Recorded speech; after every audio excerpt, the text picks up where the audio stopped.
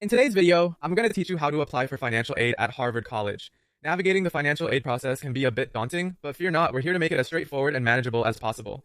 Firstly, one of the most important tasks in your application journey is submitting the CSS profile. This step applies to every applicant, so it's crucial to get it right. The CSS profile is an online application that collects information used by many colleges and scholarships to award financial aid.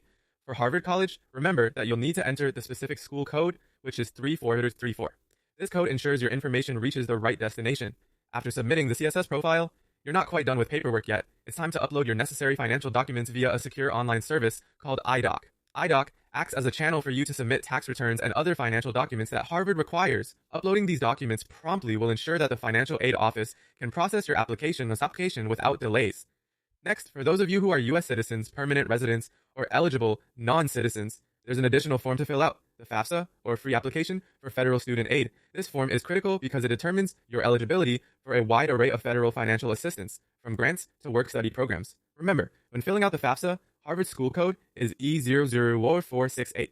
Now, let's talk about deadlines. Meeting these is essential to being considered for financial aid.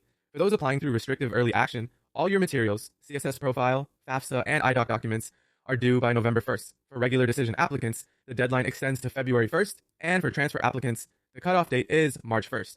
Maintaining awareness of these deadlines and planning accordingly will help ensure a smoother application process.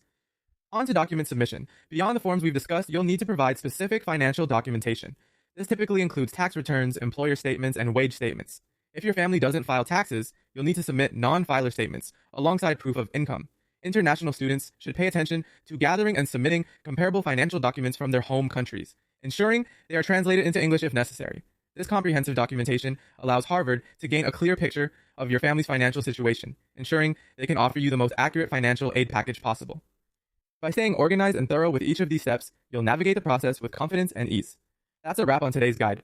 Best of luck on your application journey.